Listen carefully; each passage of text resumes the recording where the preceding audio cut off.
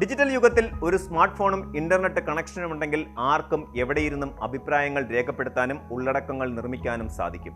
എന്നാൽ ഗൾഫ് രാജ്യങ്ങളിൽ, പ്രത്യേകിച്ച് UAE-യിലും ഒമാനിലും സോഷ്യൽ മീഡിയ ഉപയോഗിക്കുമ്പോൾ നിയമങ്ങളെക്കുറിച്ച് കൃത്യമായ ധാരണയില്ലെങ്കിൽ വലിയ വില നൽകേണ്ടി വരും. ഒരു നിമിഷത്തെ അശ്രദ്ധ കൊണ്ടോ ലൈക്കുകൾക്കും വ്യൂസുകൾക്കും വേണ്ടിയുള്ള ഓട്ടത്തിനിടയിലോ ചെയ്യുന്ന കൊച്ചു തെറ്റുകൾ പോലും ലക്ഷങ്ങളുടെ പിഴയിലേക്കും ജയിൽ ശിക്ഷയിലേക്കും അതിലുപരി പ്രവാസ ജീവിതം തന്നെ അവസാനിപ്പിച്ച് നാട്ടിലേക്ക് മടങ്ങേണ്ടി വരുന്ന അവസ്ഥയിലേക്കും നയിച്ചേക്കാം. അടുത്തിടെ UAE-യിൽ ഒരു റെസ്റ്റോറന്റ് ഉടമയെ സോഷ്യൽ മീഡിയയിലൂടെ അപമാനിച്ച ഇൻഫ്ലുവൻസർക്ക് കോടതി വൻതുക പിഴ ചുമത്തിയതും ഒമാനിൽ ഖരീഫ് സീസണിനോടനുബന്ധിച്ച് ടൂറിസം മന്ത്രാലയം ഇൻഫ്ലുവൻസർമാർക്ക് നൽകിയ കടുത്ത മുന്നറിയിപ്പും ഇതിന്റെ ഏറ്റവും പുതിയ ഉദാഹരണങ്ങളാണ്. ഈ പശ്ചാത്തലത്തിൽ ഗൾഫ് നാടുകളിലെ കടുത്ത സൈബർ നിയമങ്ങളെക്കുറിച്ചും സോഷ്യൽ മീഡിയ ഉപയോഗത്തിൽ പുലർത്തേണ്ട ജാഗ്രതയെക്കുറിച്ചും ഓരോ പ്രവാസിയും അറിഞ്ഞിരിക്കേണ്ടത് അനിവാര്യമാണ്. സോഷ്യൽ മീഡിയയിൽ ഉൽപ്പന്നങ്ങളെയും സേവനങ്ങളെയും കുറിച്ച് അഭിപ്രായം പറയാൻ എല്ലാവർക്കും അവകാശമുണ്ട്.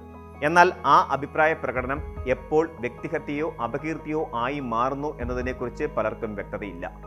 UAE-യിൽ അടുത്തിടെയുണ്ടായ ഒരു സംഭവം ഇതിലേക്ക് വെളിച്ചം വീശുന്നതാണ്.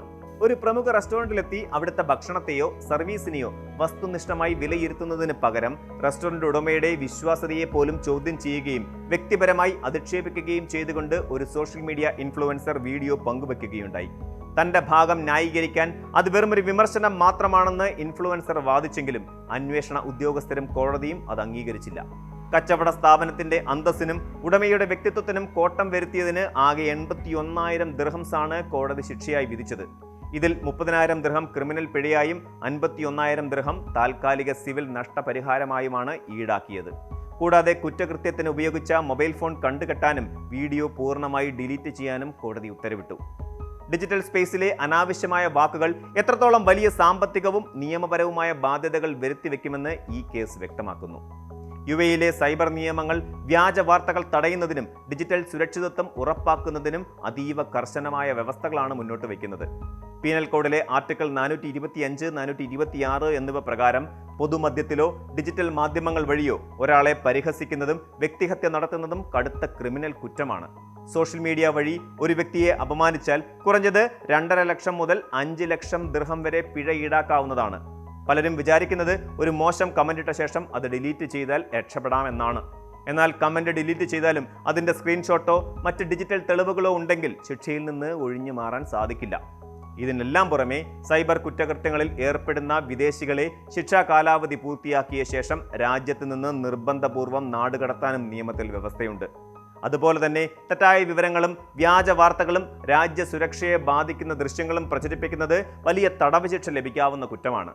സാധാരണ സാഹചര്യങ്ങളിൽ വ്യാജ വാർത്ത പ്രചരിപ്പിച്ചാൽ 1 വർഷം വരെ തടവും 1 ലക്ഷം ദിർഹം പിഴയും ലഭിക്കുമ്പോൾ അത് ഏതെങ്കിലും അടിയന്തര ഘട്ടത്തിലോ പാൻഡമിക് സമയത്തോ ആണെങ്കിൽ ശിക്ഷ 2 വർഷം തടവും കുറഞ്ഞത് 2 ലക്ഷം ദിർഹവുമായി വർദ്ധിക്കുകയും ചെയ്യും പിഴ.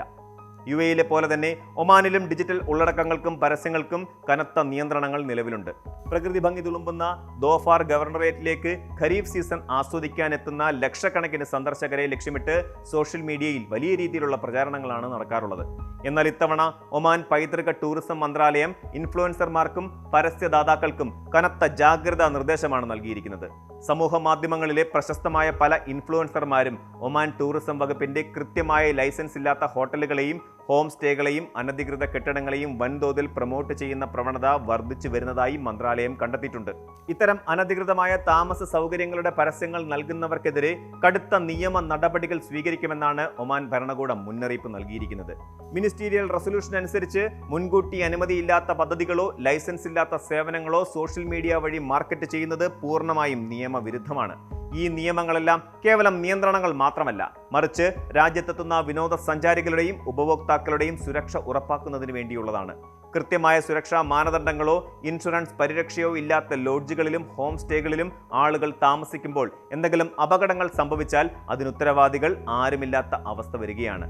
കൂടാതെ വ്യാജ പരസ്യങ്ങളിൽ വീണ് വലിയ തുകകൾ നഷ്ടപ്പെടുന്ന അവസ്ഥയും ഉണ്ടാകുന്നുണ്ട്. ഉപഭോക്താക്കൾ എന്ന നിലയിൽ തങ്ങളുടെ അവകാശങ്ങൾ സംരക്ഷിക്കപ്പെടാനും ഗുണമേന്മയുള്ള സേവനങ്ങൾ ന്യായമായ വിലയിൽ ലഭിക്കാനും ഒമാൻ ടൂറിസം വകുപ്പിന്റെ അംഗീകാരമുള്ള ഔദ്യോഗിക ഏജൻസികൾ വഴി മാത്രം ബുക്കിംഗ് നടപടികൾ പൂർത്തിയാക്കാൻ യാത്രക്കാരും ശ്രദ്ധിക്കേണ്ടതുണ്ട്. ഡിജിറ്റൽ ലോകത്തെ സ്വാധീനം വലിയൊരു ഉത്തരവാദിത്തമാണെന്നും പണത്തിനു വേണ്ടി എന്ത് പരസ്യവും ചെയ്യാമെന്ന ചിന്ത ഇൻഫ്ലുവൻസർമാർ മാറ്റണമെന്നും ഇത്തരം കടുത്ത നിയമങ്ങൾ നമ്മെ ഓർമ്മിപ്പിക്കുന്നു. ഗൾഫ് രാജ്യങ്ങളിലെ അതിവേഗത്തിലുള്ള സാങ്കേതിക വികസനത്തിനൊപ്പം തന്നെ അവിടുത്തെ നിയമ സംവിധാനങ്ങളും ഡിജിറ്റൽ കുറ്റകൃത്യങ്ങളെ കൃത്യമായി നിരീക്ഷിക്കുന്നുണ്ട്. ഇൻഫ്ലുവൻസർമാരായാലും സാധാരണക്കാരായാലും സോഷ്യൽ മീഡിയ ഉപയോഗിക്കുമ്പോൾ മറ്റുള്ളവരുടെ അവകാശങ്ങളെയും രാജ്യത്തെ നിയമങ്ങളെയും ബഹുമാനിക്കാൻ ബാധ്യസ്ഥരാണ്. ഒരു ലൈക്കിനോ ഷെയറിനോ വേണ്ടി ചെയ്യുന്ന ചെറിയൊരു പ്രവൃത്തി നമ്മുടെ ജീവിതത്തിലെ കഠിനാധ്വാനം മുഴുവൻ ഇല്ലാതാക്കാൻ പോകുന്നതാണെന്ന തിരിച്ചറിവ് എപ്പോഴും ഉണ്ടാകണം. വിനോദത്തിനും ആശയവിനിമയത്തിനുമായി സോഷ്യൽ മീഡിയ ഉപയോഗിക്കുമ്പോൾ തന്നെ ഉത്തരവാദിത്തമുള്ള ഡിജിറ്റൽ പൗരന്മാരായി ജീവിക്കാൻ നമുക്ക് സാധിക്കണം. നിയമങ്ങൾ അറിഞ്ഞു പ്രവർത്തിക്കുക, സുരക്ഷിതമായി സോഷ്യൽ മീഡിയ ആസ്വദിക്കുക എന്നതാണ് പ്രവാസ ലോകത്ത് സമാധാനത്തോടെ ജീവിക്കാൻ നമ്മൾ ചെയ്യേണ്ടത്. കൂടുതൽ വാർത്തകൾക്ക് news 18 Keralam YouTube channel subscribe ചെയ്യുക.